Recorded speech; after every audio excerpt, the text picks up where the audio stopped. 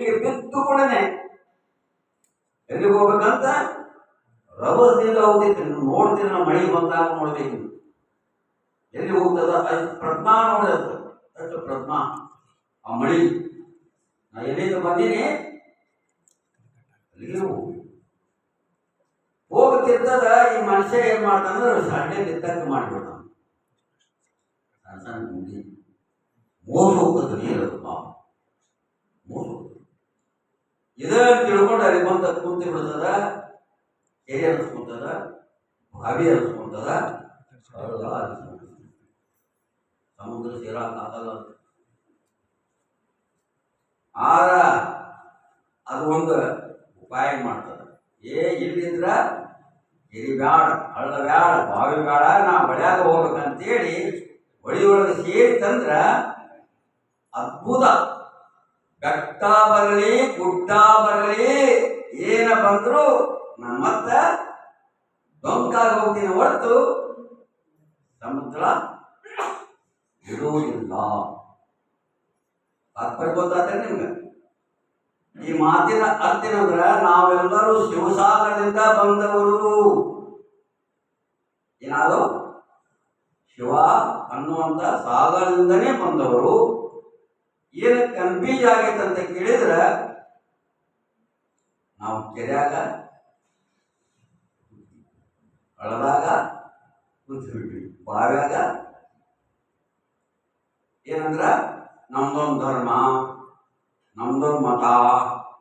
ಯಾಕೆ ಪ್ರಜ್ಞಾ ಇಲ್ಲ, ಸ್ವರೂಪ ಜ್ಞಾನ ಇಲ್ಲ. ಇದ ಕರೆಯಾಗ ತಿಳ್ಕೊಂಡು ಬಾವ್ಯಾಗ ಕೆರೆಯಾಗ ಕೂತು ಬಿಟ್ವಿ. ನೋಡಿ ಎಷ್ಟು ತಪ್ಪಾಗೈತೆ ನೋಡಿ. ಏನೇನ ಧರ್ಮ ಅದಾವಲ್ಲ ಕೆರೆ ಹಳ್ಳ ಬಾವಿಗಳಿದ್ದ ಹಾಗೆ ಒಳೆ ಅಲ್ಲ. ಒಳೆ ಅಂದ್ರೆ ಅದೇ ಶರಣ ಧರ್ಮ, ಏನೋ ಅದೇ ಲಿಂಗಾಯತ. ಯಾವಾಗ ಲಿಂಗಾಯತಕ್ಕೆ ಬಂದ್ರಿ, ಯಾವಾಗ ನೀವು ಬಸವ ಧರ್ಮಕ್ಕೆ ಬಂದ್ರಿ, ಅಲ್ಲಿ ಜಾತಿ ಇರೋದಿಲ್ಲ, ಧರ್ಮ ಇರೋದಿಲ್ಲ, ಹೆಣ್ಣು ಇರೋದಿಲ್ಲ, ಗಂಡು ಇರೋದಿಲ್ಲ, ಶ್ರೀಮಂತ ಇರೋದಿಲ್ಲ, ಬಡವಿರೋದಿಲ್ಲ. ಹೌದಲ್ಲಿಪ್ಪ? ಸರಿ ಹೌದಲ್ಲ? ಈಗ ಯಾಕೆ ಆಗ್ತದಂತ ಕೇಳಿದ್ರ ಈ ಸಟಸ್ಥಳದೊಳಗ ಭಕ್ತ, ಮಹೇಶ, ಪ್ರಸಾದಿ, ಪ್ರಾಣಲಿಂಗಿ, ಶರಣ, ಐಕ್ಯ ಅಂತ 6 ವಿಭಾಗಗಳನ್ನು ಮಾಡ್ತಾರೆ. 6 ಅಂತಂದ್ರೂ ಕೂಡ ಅವು ಬೇರೆ ಬೇರೆ ಅಲ್ಲ. ಒಂದೊಂದರ ಮೆಟ್ಟಿಲವು ಒಂದಕ್ಕೊಂದು ಜಾಯಿಂಟ್ ಇರ್ತದೆ. ಈ 6 ಸ್ಥಳಗಳಲ್ಲಿ ಅವರು ಮತ್ತೆ ಉಪಸ್ಥಳಗಳನ್ನು ಮಾಡ್ತಾರೆ. ಭಕ್ತ ಸ್ಥಳದೊಳಗ 15 ಸ್ಥಳ,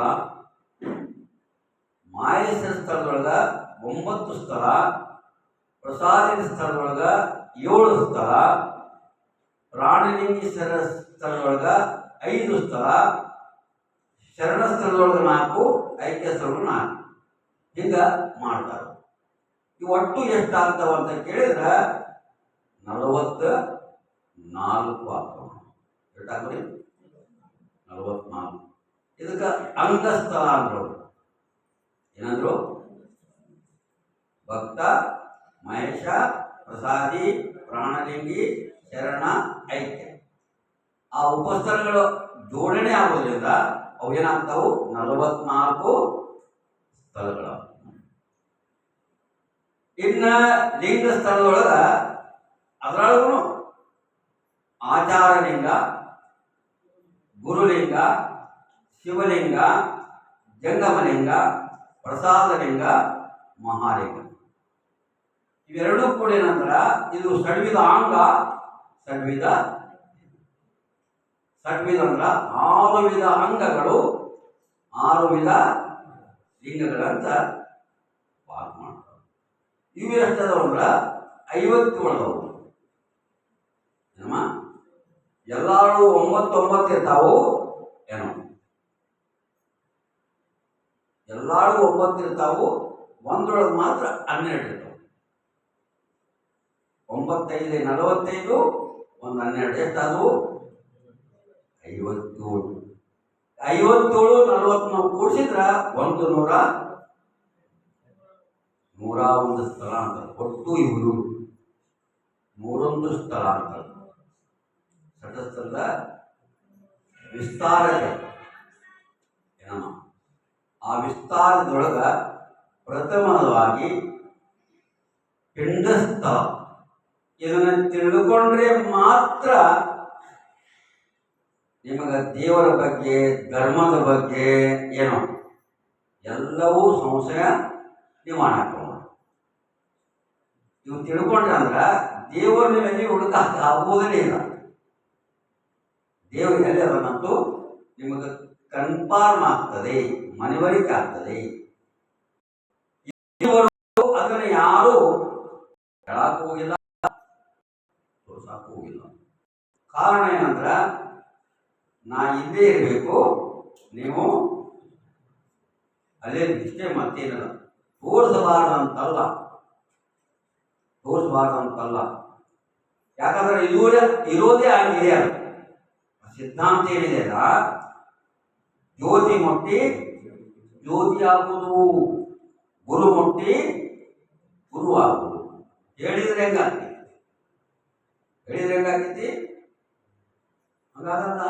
ಅದನ್ನ ಏನ್ ಮಾಡಿದ್ರ, ನಾ ಇಲ್ಲೇ ಇರಬೇಕು, ನೀವು ಅಲ್ಲೇ ಇರ್ಬೇಕು. ನೀವು ಅಲ್ಲೇ ಇರಬೇಕು, ನೀವು ಕೇಳ್ಕೊತಾನೆ ಇರಬೇಕು, ನಾವು ಹೇಳ್ಕೊಂತಾನೆ ಇರಬೇಕು. ಇಲ್ಲೇ ತಪ್ಪಿರೋದು. ಅಪ್ಪ ಬಸವಣ್ಣ ನೀವು ವಿಚಾರ ಮಾಡಿ ನೋಡಿ, ಹಂಗೆ ಬುದ್ಧ ಒಬ್ಬನೇ ಬುದ್ಧಾರ, ಮತ್ತೊಬ್ಬ ಬುದ್ಧನ ಮಾಡಿಲ್ಲ.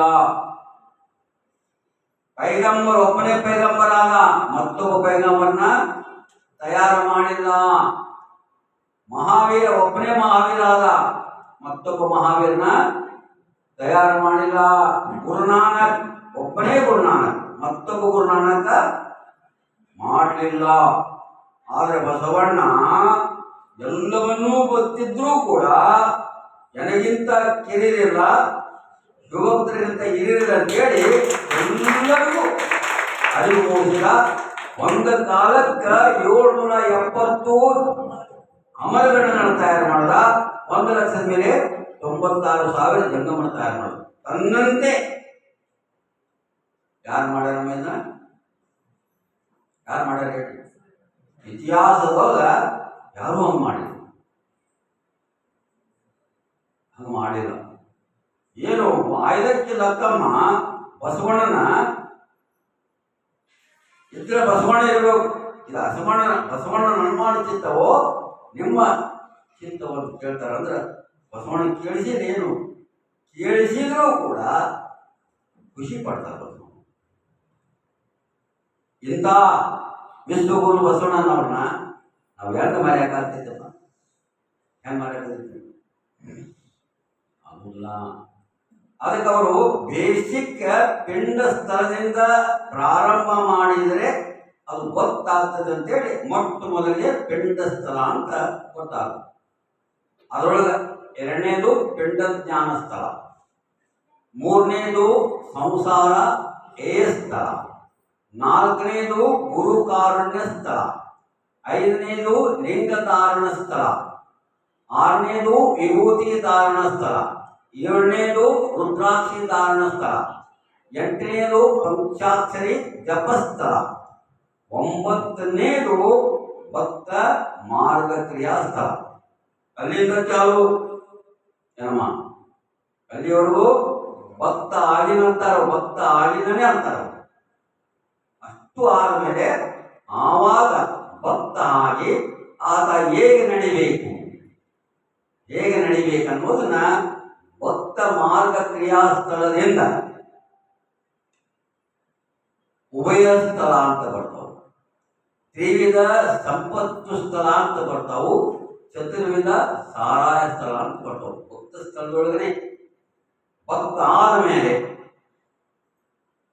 2 ವಿಧವಾಗಿ ಅಂಗಸ್ಥಳ ಲಿಂಗಸ್ಥಳ ಅನ್ನೋದನ್ನ ಹೆಂಗ ಜೀವ ಶಿವ ಹೆಂಗ ಸಮೀಕರಣ ಮಾಡೋದು, ಉಭಯ ಸ್ಥಳ ಅಂಗಲಿಂಗ ಶಿವ ಜೀವರ ಸಂಬಂಧನೂ ಆಗ್ಬೋದು. ಆಗಬೇಕಂದ್ರ ಅನ್ನೋದನ್ನ ಅಲ್ಲಿ ಮಾರ್ಗಸೂಚಿ ಆಗ್ತದ. ತ್ರಿವಿಧ ಸಂಪತ್ತು ಸ್ಥಳ ಅಂದ್ರೆ ಗುರು, ಲಿಂಗ, ಜಂಗ. ಗುರು ಅಂದ್ರೆ ಹೆಂಗ, ಲಿಂಗ ಅಂದ್ರೆ ಹೆಂಗ, ಜಂಗಮ ಅಂದ್ರ ಅದು ಹರಿಮೂಡಿಸ್ತದೆ. ಚತುರ್ವಿಧ ಸಾರಾಯ ಸ್ಥಳ ಅಂದ್ರೆ ಗುರು, ಲಿಂಗ, ಜಂಗಮ, ಪ್ರಸಾದ. 4. ಕೊನೆಗೆ ಉಭಯ